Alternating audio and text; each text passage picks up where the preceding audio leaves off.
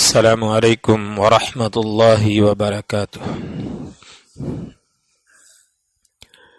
ان الحمد للہ والصلاة والسلام علی رسول اللہ، اشہد ان لا الہ الا اللہ وحدہ لا شریک لہ واشہد ان محمدا عبدہ ورسولہ، اما بعد فاعوذ باللہ من الشیطان الرجیم، بسم اللہ الرحمن الرحیم۔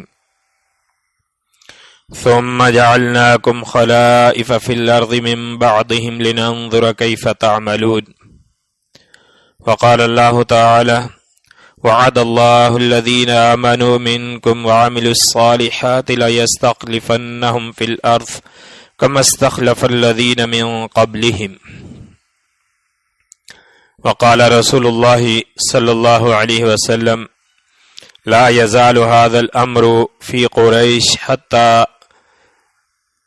ما باقی اثنان وفی روایت ما اقام الدین او کما قال علیہ الصلاة والسلام۔ اللہم صلی علی محمد وعلی آل محمد کما صلیت علی ابراہیم وعلی آل ابراہیم انک حمید مجید۔ اللہم بارک علی محمد وعلی آل محمد کما بارکت علی ابراہیم وعلی آل ابراہیم انک حمید مجید۔ رب اشرح لي صدري ويسر لي امري واحلل عقدة من لساني يفقهوا قولي، رب زدني علما سبحانك لا علم لنا الا ما علمتنا انك انت العليم الحكيم۔ اللہ رب العالمین کا فرمان ہے کہ پھر ہم تم کو زمین میں خلافت عنایت فرمائیں گے، تم سے پہلے لوگوں کے بعد داغ کے دیکھے کہ تم کیسے عمل کرتے ہو۔ سورہ نور میں اللہ پاک فرماتا ہے کہ اللہ نے وعدہ کیا ہے ان لوگوں سے جو ایمان لائیں تم میں سے اور نیک عمل کیے کہ اللہ ان کو ضرور زمین میں خلافت عنایت فرمائے گا، جس طرح کہ ان سے پہلے لوگوں کو زمین میں خلیفے بنایا تھا۔ رسول مکرم صلی اللہ علیہ وسلم کا فرمان، آپ نے فرمایا اس وقت تک یہ خلافت کا معاملہ قریش میں رہے گا یہاں تک کہ دو آدمی بھی باقی رہیں، اور ایک روایت میں ہے جب تک یہ دین پر قائم رہیں گے اس وقت تک یہ خلافت اللہ تبارک و تعالی قریش میں رکھے گا۔ سامعین محترم، یہ درس کا سلسلہ مجھے ایک خاص موضوع سونپا گیا ہے جس پر ہم نے گزشتہ کئی دروس میں صحابہ کرام رضوان اللہ علیہم اجمعین کے مناقب سے یہ موضوع شروع کیا تھا، اور پھر اس کے بعد خلفائے اربع سیدنا ابو بکر، عمر اور عثمان علی رضی اللہ تعالی عنہم اجمعین ان کے فضائل بیان کیے تھے۔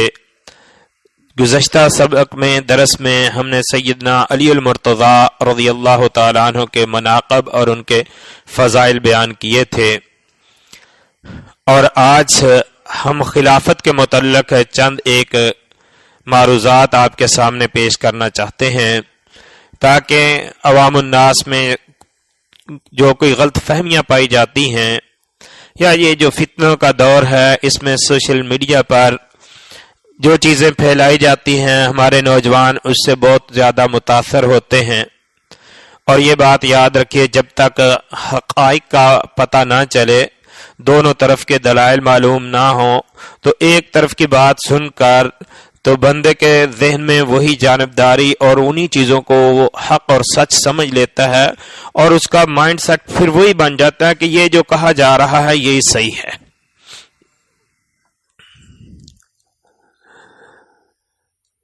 رسول کریم صلی اللہ علیہ وآلہ وسلم کو اللہ تبارک و تعالی نے خاتم النبیین بنا کر بھیجا، آپ کے بعد کوئی نبی نہیں آنے والا۔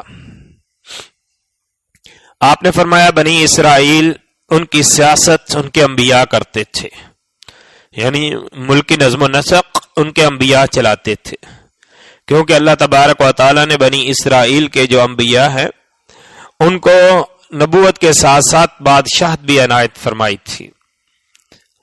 فرمایا میرے بعد تو کوئی نبی نہیں آنے والا، ہاں میرے بعد خلافت کا سلسلہ ہوگا، خلیفے ہوں گے، اور بعض روایتوں میں آپ نے خلفاء کی تعداد بھی مقرر کی کہ 12 خلیفے میرے بعد ہوں گے جو سب کے سب قریش سے ہوں گے۔ کئی روایتوں میں آپ صلی اللہ علیہ وسلم نے مدت کو مقرر کیا، بیان فرمایا کہ میرے بعد 30 سال تک خلافت ہوگی جو کہ علی منہج نبوت کے طور طریقے پر اس کی خلافت کے طور پر ہوگی، پھر اس کے بعد بادشاہت ہوگی، پھر جبری حکومت ہوگی الی آخرہ۔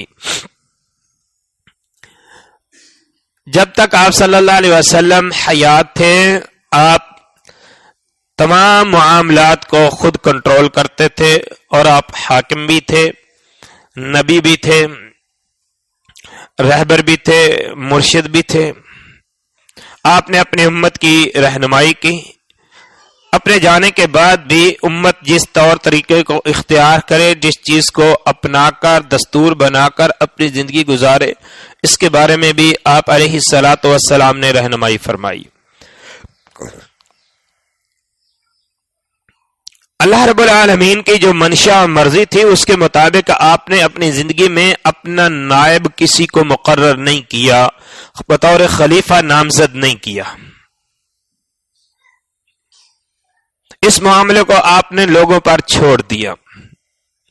لیکن بہت سارے اشارے اور روایتیں ایسی ملتی ہیں کہ جو آپ صلی اللہ علیہ وآلہ وسلم کے بعد آپ کی اس امت کے نظم و نسق کو سنبھالنے کی ذمہ داریاں جن لوگوں پر عائد ہوں گی وہ کون لوگ ہیں؟ معروف مشہور حدیث آپ سنتے رہتے ہیں کہ آپ علیہ الصلاۃ والسلام نے فرمایا علیکم بسنتی وسنت الخلفاء الراشدین المہدیین، میری سنت کو لازم پکڑو اور میرے بعد میرے خلفاء راشدین ہدایت یافتہ خلیفے ان کے طور طریقے کو، ان کی سنت کو لازم پکڑو۔ یہاں ایک بات سمجھ لیجئے، دین تو مکمل ہو گیا محمد الرسول اللہ صلی اللہ علیہ وآلہ وسلم پر، اور آپ پر جو دین وہ کامل ترین دین ہے، اس میں کوئی کمی نہیں ہے، کوئی نقص نہیں ہے، اور نہ ہی کسی زیادتی کی کوئی گنجائش ہے، دین مکمل ہے۔ اب پھر خلفائے راشدین کی جو پیروی کی آپ صلی اللہ علیہ وسلم تلقین فرما رہے ہیں، حکم دے رہے ہیں، یہ کن چیزوں میں پھر ان کی پیروی کرنی ہے؟ دین ان پر تو نہیں نازل ہونا، دین کے نفاذ میں، دین کو نافذ کرنے میں جو طریقہ خلفائے راشدین اختیار کریں تم نے اس طریقے کو اپنانا ہے، اس میں خلفائے راشدین کی اقتداء ہے، ان کی پیروی کرنی ہے۔ اور پھر آپ صلی اللہ علیہ وآلہ وسلم نے اشارے فرمائے۔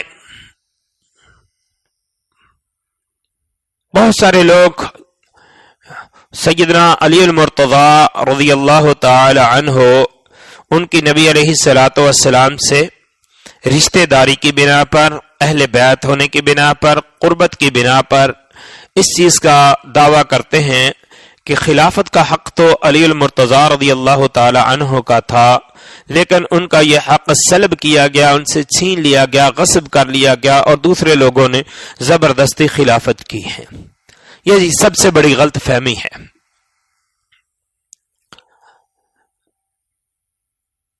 رسول کریم صلی اللہ علیہ وآلہ وسلم نے سیدنا علی المرتضی رضی اللہ تعالی عنہ کے جو فضائل بیان کیے ہیں، جو آپ علیہ الصلوۃ والسلام نے ان سے اپنی قربت کا اظہار کیا ہے، اس میں کوئی شک و شبہ نہیں ہے۔ جو ساتھی گزشتہ سبق میں درس میں حاضر تھے ان کو یاد ہوگا کہ ہم نے سیدنا علی المرتضی رضی اللہ تعالی عنہ کے فضائل، ان کے مناقب میں جو احادیث صحیح سند کے ساتھ مروی ہیں وہ سب بیان کی تھی۔ آپ نے فرمایا علی کو کہ انا من کا و انت منی، میں تجھ سے ہوں تو مجھ سے ہے۔ اس سے یہ معنی نہیں نکلتا کہ میرے بعد خلیفہ تو بنے گا۔ یہ آپ علیہ الصلوۃ والسلام نے اپنی جو خاندانی رشتہ داری ہے اس کے اعتبار سے کہ ہم ایک خاندان سے ہیں، ایک دادا کی اولاد ہیں، اس اعتبار سے آپ نے فرمایا۔ اور اگر اس کو اس کے حقیقی معنی میں لیا جائے کہ تو مجھ سے ہے، میرے حصہ ہے، جسم کا حصہ ہے، تو پھر علی رضی اللہ تعالی عنہ کے ساتھ نبی کریم صلی اللہ علیہ وسلم کی لخت جگر سیدہ فاطمہ کا نکاح کس طرح ہو سکتا تھا؟ دوسری عمومی طور پر جو روایت پیش کی جاتی ہے کہ نبی علیہ الصلوۃ والسلام جب جنگ تبوک پر گئے ہیں، علی رضی اللہ عنہ کو پیچھے مدینہ چھوڑ کر گئے ہیں. جب علی رضی اللہ عنہ نے دیکھا کہ مدینے کے اندر تو یا تو منافق قسم کے لوگ ہیں یا عورتیں ہیں، تو ان کے ضمیر نے ان کو ملامت کیا کہ علی تو ساری جنگوں میں شریک رہا ہے اور اب یہاں عورتوں میں مدینے میں باقی رہ گیا ہے. تو علی رضی اللہ تعالیٰ عنہ نے نبی علیہ الصلوۃ والسلام کے مدینے سے روانہ ہونے کے بعد پیچھے مدینے سے نکلے اور جا کر راستے میں آپ کو ملے اور جا کر اپنی وجہ بیان کی کہ میں اس وجہ سے آیا ہوں. تو اس وقت آپ صلی اللہ علیہ وسلم نے فرمایا تھا کہ تجھے یہ بات پسند نہیں ہے کہ تم میرے ساتھ تیرا وہی تعلق ہو جو ہارون علیہ الصلوۃ والسلام کا سیدنا موسیٰ علیہ الصلوۃ والسلام سے تھا. آپ کا اشارہ تھا کہ جب موسیٰ علیہ الصلوۃ والسلام کوہ طور پر اللہ کی ملاقات کے لیے گئے تھے تو پیچھے بنی اسرائیل کی ذمہ داری سیدنا ہارون علیہ الصلوۃ والسلام کو سونپ کر گئے تھے. لیکن یہاں سے بھی سیدنا علی رضی اللہ تعالیٰ عنہ کی خلافت ثابت نہیں ہوتی، وہ اس لیے کہ موسیٰ علیہ الصلوۃ والسلام کی زندگی میں ہی ہارون علیہ السلام اللہ کو پیارے ہو گئے تھے. ہارون علیہ السلام موسیٰ کے بعد خلیفہ یا ان کے نائب نہیں بنے، وہ ان کی زندگی میں ہی پہلے ہارون علیہ السلام فوت ہوئے ہیں، بعد میں موسیٰ علیہ الصلوۃ والسلام فوت ہوئے ہیں. تو یہاں یہ تطبیق ثابت نہیں ہوتی کہ آپ علیہ الصلوۃ والسلام نے علی کو اس اعتبار سے کہا ہو کہ میرے بعد تو نے میری خلافت سنبھالنی ہے. تیسری اس بارے میں جو دلیل پیش کی جاتی ہے، صحیح بخاری کی روایت ہے، عبداللہ ابن عباس رضی اللہ تعالی عنہ بیان فرماتے ہیں کہ جمعرات کا دن، کیا جمعرات کا دن ہے، تمہیں کیا پتا جمعرات کا دن کیسا تھا؟ یہ جمعرات کا دن وہ تھا جو نبی کریم صلی اللہ علیہ وسلم کی زندگی کی آخری جمعرات ہے. آپ کی وفات وہ پیر کے دن ہوئی ہے. پیر کے دن سے پہلے جو جمعرات آئی ہے، اس جمعرات کو آپ کی طبیعت ناساز ہوئی زیادہ. اس جمعرات کے دن سے ہی آپ نے مسجد میں جانا چھوڑا تھا، جماعت کے ساتھ نمازیں پڑھانی چھوڑی کی تھی. جمعرات کے دن آپ صلی اللہ علیہ وآلہ وسلم نے صحابہ کرام کو حکم دیا کہ جاؤ میرے پاس کتابت کے لیے لکھنے کی چیزیں لے کر آؤ، قلم دوات کاغذ لے کر آؤ، میں تم کو ایک تحریر لکھ دیتا ہوں جس کے بعد تم گمراہ نہیں ہوگے. بعض صحابہ نے کہا اللہ کے نبی صلی اللہ علیہ وسلم پر بیماری کی شدت کا غلبہ ہے، تکلیف کی وجہ سے آپ یہ بات کہہ رہے ہیں، جس میں سیدنا عمر رضی اللہ تعالیٰ عنہ پیش تھے اور انہوں نے کہا ہمارے پاس اللہ کی کتاب قرآن کریم ہے، یہ ہمیں کافی ہے. بعض لوگوں نے کہا نہیں لے کے آؤ، آپ صلی اللہ علیہ وسلم لکھ دیں. بعض نے کہا کہ نہیں ضرورت لکھوانے کی. نبی علیہ الصلوۃ والسلام نے فرمایا میرے پاس سے اٹھ کے چلے جاؤ. جب صحابہ کرام کی آوازیں بلند ہوئی تو آپ نے فرمایا میرے پاس سے اٹھ کے چلے جاؤ، نبی کے پاس تنازع کرنا درست نہیں ہے، صحیح نہیں ہے. تو آپ نے یہ تحریر نہیں لکھوائی. یہاں سے جو لوگ سیدنا علی رضی اللہ تعالی عنہ کی خلافت کا پہلے نمبر پر دعویٰ کرتے ہیں، وہ کہتے ہیں کہ آپ صلی اللہ علیہ وسلم علی رضی اللہ تعالی عنہ کے لیے خلافت لکھوانا چاہتے تھے، عمر نے نہیں لکھنے دی. بخاری شریف میں یہ روایت کئی مقامات پر ہے، کسی ایک طرق میں کسی ایک سند کے ساتھ بھی وضاحت نہیں ہے کہ آپ کس کے لیے کیا لکھوانا چاہتے تھے. اگر وہ دعویٰ کرتے ہیں کہ آپ علی رضی اللہ تعالیٰ عنہ کے لیے خلافت لکھوانا چاہتے تھے تو یہ دعویٰ عین ہی ابی بکر کے لیے بھی ثابت ہو سکتا ہے کہ آپ ابو بکر کے لیے لکھوانا چاہتے ہوں، کیونکہ حدیث کے اندر نام کسی کا نہیں، وضاحت کسی کی نہیں ہے کہ آپ کس کے لیے لکھوانا چاہتے تھے. پھر اگر یہ واجب ہوتا، یہ ضروری ہوتا تو آپ علیہ الصلوۃ والسلام اس کے بعد 4 دن زندہ رہے ہیں، آپ یہ ضرور لکھوا کے چاہتے، کیونکہ آپ نے کوئی بھی فرض واجب اس کو بیان کرنے سے چھوڑا نہیں ہے، اس کو بیان کر کے گئے ہیں. یہاں تک کہ آپ صلی اللہ علیہ وسلم نے اپنی زندگی کے آخری دن بھی کچھ وصیتیں فرمائی ہیں اور وہ امت تک پہنچی ہیں. اگر یہ لکھوانا کسی کے لیے ضروری ہوتا تو آپ صلی اللہ علیہ وسلم اس کو لازمی طور پر لکھوا کے چاہتے.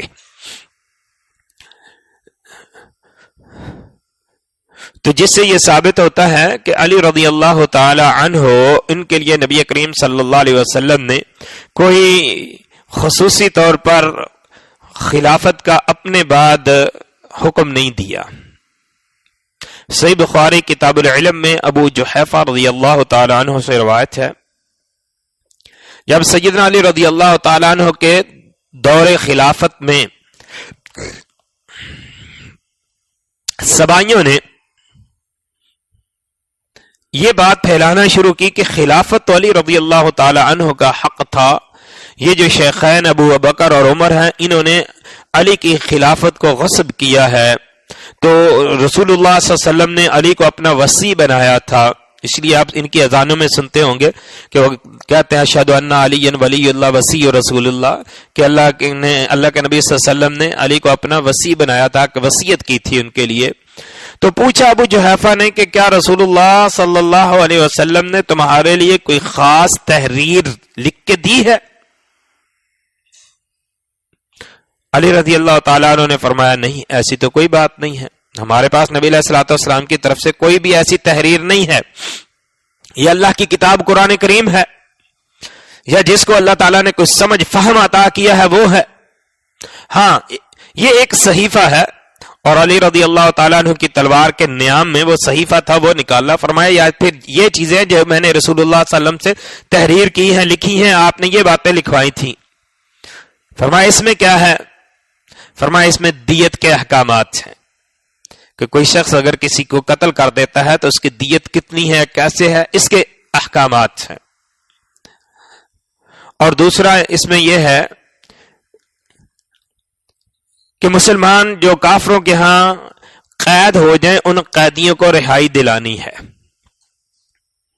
اور تیسرا یہ ہے کہ کسی بھی مسلمان کو کافر کے بدلے میں قصاصاً قتل نہیں کیا جائے گا.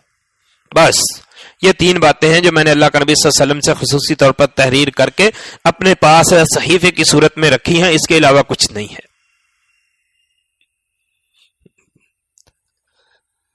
اس کے مقابلے میں رسول اکرم صلی اللہ علیہ وسلم نے اپنے بعد سیدنا ابو بکر رضی اللہ تعالی عنہ کے لیے جو اشارے بیان فرمائے ہیں وہ کہیں زیادہ ہیں. اس میں سب سے قوی دلیل، سب سے مضبوط دلیل، علامہ البانی رحمہ اللہ نے اپنی کتاب سلسلۃ الصحیحہ کے اندر اس حدیث کو ذکر کیا کہ آپ علیہ الصلوۃ والسلام نے فرمایا اقتدوا بالذین من بعدی ابا بکر و عمر، نام لے کر فرمایا میرے بعد جن دو شخصیات کی تم نے اقتداء کرنی ہے ابو بکر اور عمر کی. یہاں نام لے کر آپ نے اپنے بعد اقتداء کا حکم دیا ہے. اور اقتداء کیسے کی جائے گی؟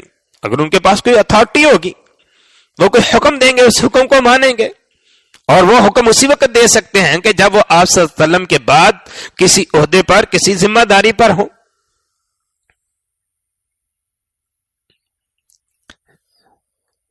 بعض لوگ یہ بھی اعتراض اٹھاتے ہیں کہ جب نبی کریم صلی اللہ علیہ وآلہ وسلم کی تجہیز و تکفین کا سلسلہ ہو رہا تھا، اس وقت یہ لوگ کہاں تھے؟ یہ اس میں شریک کیوں نہیں تھے؟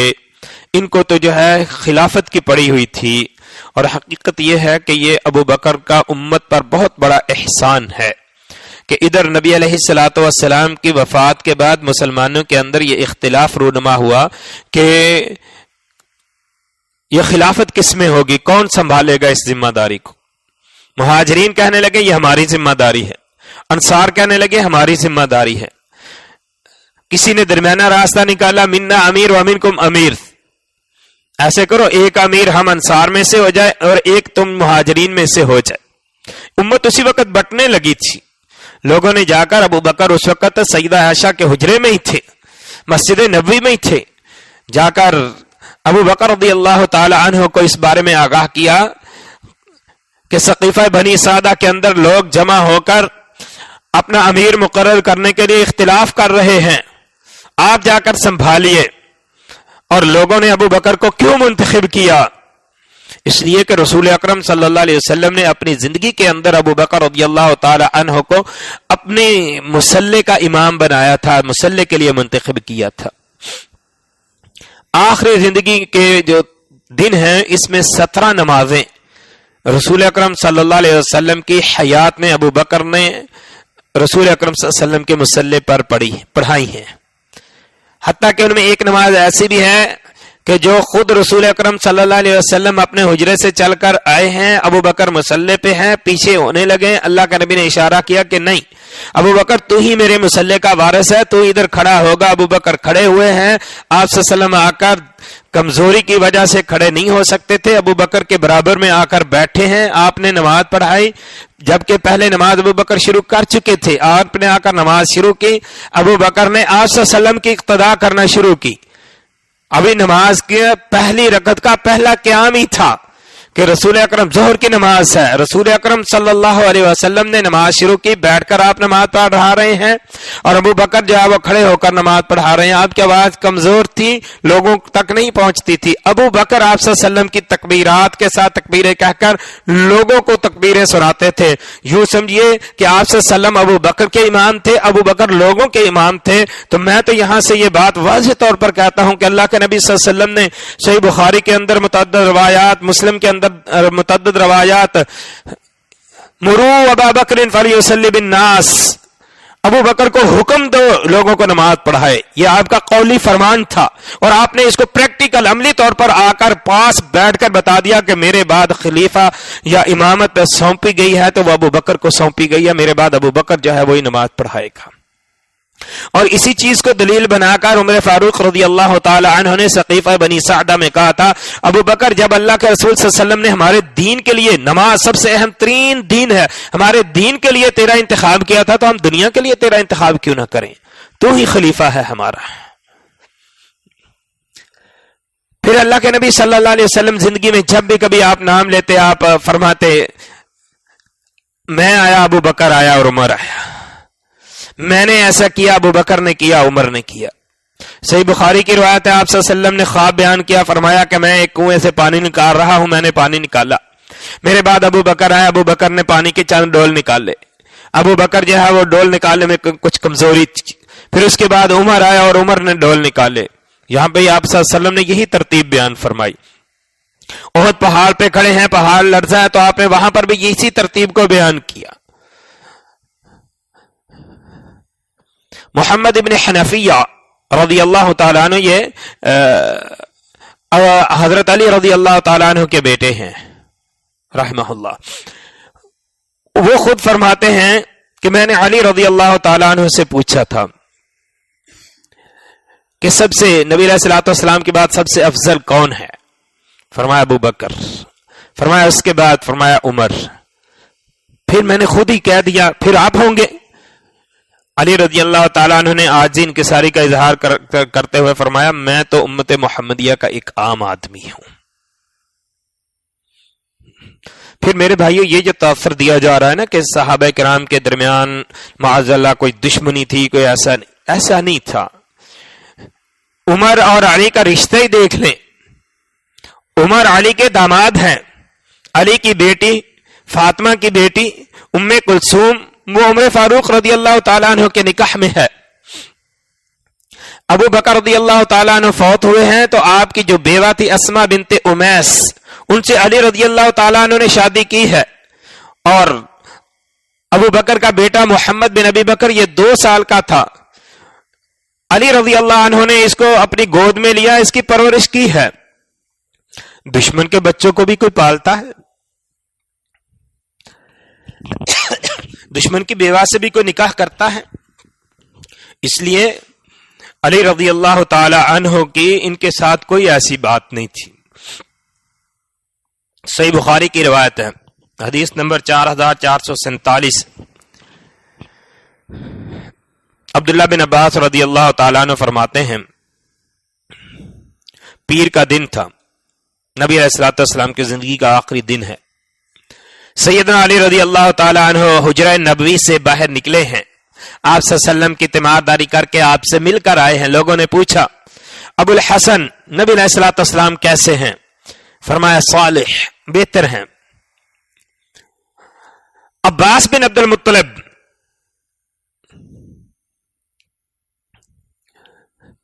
علی رضی اللہ تعالیٰ عنہ کے چچا، نبی علیہ الصلوۃ والسلام کے چچا عباس،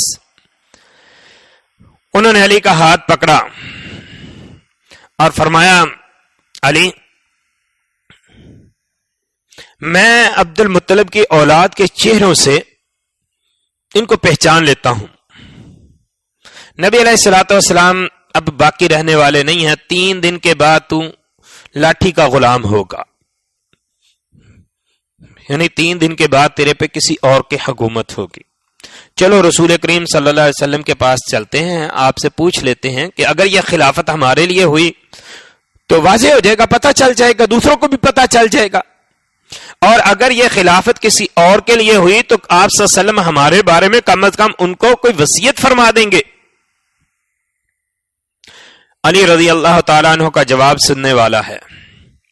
فرماتے ہیں چچا عباس، میں تو رسول کریم صلی اللہ علیہ وسلم کے پاس اس غرض سے، اس مقصد سے نہیں جاؤں گا.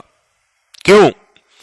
اگر آپ صلی اللہ علیہ وسلم نے ہمیں خلافت سے منع کر دیا کہ نہیں میرے بعد تمہارے لیے خلافت نہیں ہے، پھر لوگ کبھی بھی ہمیں خلیفہ نامزد نہیں کریں گے، خلیفہ ہمیں لوگ مقرر نہیں کریں گے، نہیں تسلیم کریں گے، نہیں مانیں گے. اس لیے میں تو آپ صلی اللہ علیہ وسلم کے پاس خلافت کی غرض سے، خلافت کے مطالبے کے لیے، خلافت کی ڈیمانڈ کے لیے میں نہیں آپ کی خدمت میں حاضر ہوتا، میں نہیں جاتا. اس سے بھی یہ ثابت ہوتا ہے کہ علی رضی اللہ تعالیٰ عنہ نے نبی علیہ الصلوۃ والسلام سے اس چیز کی ڈیمانڈ نہیں کی، لیکن ان کے دل میں یہ تمنا تھی کہ جو میری نبی علیہ الصلوۃ والسلام سے قربت ہے رشتہ داری کے اعتبار سے، تو یہ میرے کو ہی آپ صلی اللہ علیہ وسلم جو ہے وہ اس کا حقدار سمجھیں گے، نامزد کریں گے. لیکن آپ صلی اللہ علیہ وسلم نے کسی کو نامزد نہیں کیا. اور پھر علی رضی اللہ تعالی عنہ نے ابو بکر، عمر، عثمان ان کے دور میں اس کو اپنا حق نہیں سمجھا کہ یہ میرا حق تھا تو غصب کیا گیا تو میں اس کے لیے کھڑا ہوں. اگر علی رضی اللہ تعالیٰ عنہ اس کا حق سمجھتے کہ یہ میرا حق مجھ سے چھینا گیا ہے، غصب کیا گیا ہے، تو علی رضی اللہ تعالیٰ عنہ اس وقت کھڑے ہوتے. کیوں؟ لوگوں کی حمایت بھی حاصل تھی. نبی علیہ الصلوۃ والسلام کے بعد لوگوں کی ہمدردیاں بھی علی رضی اللہ تعالیٰ عنہ کے ساتھ زیادہ تھیں.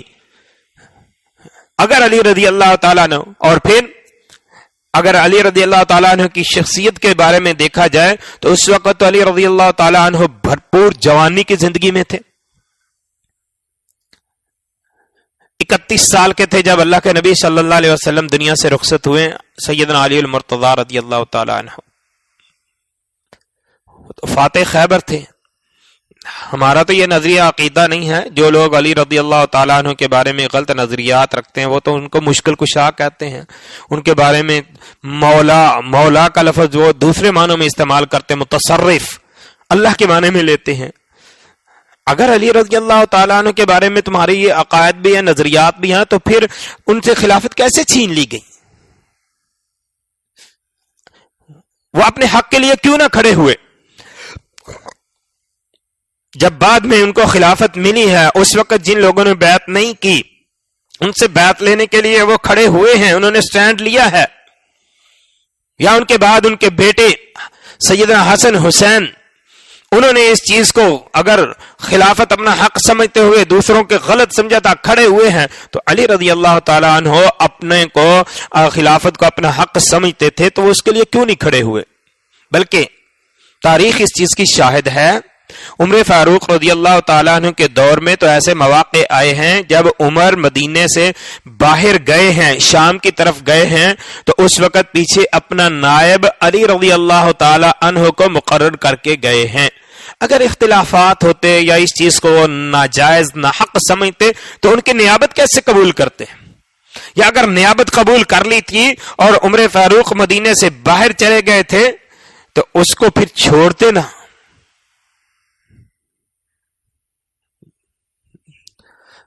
تو جس سے یہ ثابت ہوتا ہے کہ خلافت کی یہ جو ترتیب ہے یہ اللہ تبارک و تعالی کی طرف سے تھی کہ پہلے ابو بکر رضی اللہ تعالی عنہ اور پھر لوگوں کے اتفاق کے ساتھ ابو بکر رضی اللہ تعالی عنہ کو خلیفہ منتخب کیا گیا، جس کے لیے نبی علیہ الصلوۃ والسلام کی کئی دلیلیں موجود تھیں. آپ نے فرمایا یہ مسجد نبوی میں جتنے بھی دروازے کھلتے ہیں نا سارے بند کر دو سوائے ابو بکر کے دروازے کے.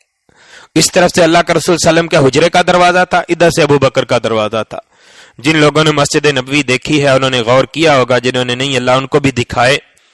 یہ جو باب السلام ہے اس سے داخل ہوں تو اس کے ساتھ ہی جو ہے وہ باب ابی بکر لکھا ہوا ہے. یہ اس طرف ابو بکر رضی اللہ تعالیٰ عنہ کے گھر کا دروازہ تھا. آپ نے فرمایا مسجد نبوی میں باقی صحابہ کے دروازے جو کھلتے تھے سارے بند کروا دیے, فرمایا ابو بکر کا دروازہ کھلا رہنے تھا. ایک عورت آپ کے پاس آئی کسی کام سے, آپ نے فرمایا میرے بعد آنا, فرمایا اگر میں آپ کو نہ پاؤں تو فرمایا ابو بکر کے پاس آ جانا. بے شمار اور بھی دلیلیں جو سیدنا ابو بکر رضی اللہ تعالیٰ عنہ کی خلافت پہ دلالت کرتی ہیں.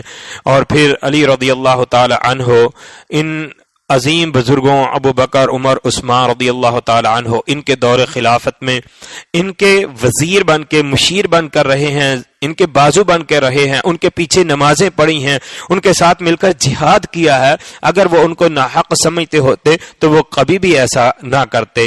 اور پھر علی رضی اللہ تعالی عنہ کو جب خلیفہ مقرر کیا گیا ہے اس کے بعد آگے انہوں نے کس طرح یہ ذمہ داریاں ادا کی ہیں اس سے انشاءاللہ ہم آگے ذکر کریں گے. اللہ رب العالمین سے دعا کہ اللہ پاک ہمیں صحابہ کرام رضوان اللہ علیہم اجمعین کے بارے میں اپنے دلوں کے اندر محبت پیدا کرنے کی اور ان کی اتباع کی, ان کی پیروی کی, ان کے طریقہ کار کو اختیار کرنے کے اللہ پاک ہمیں توفیق عطا فرمائے. جو نبی کریم صلی اللہ علیہ وآلہ وسلم کے طریقے پر چلتے ہوئے انہوں نے اپنائے ہیں, اللہ پاک ہمیں ان پر چلنے کی توفیق عطا فرمائے. وما علینا الا البلاغ المبین.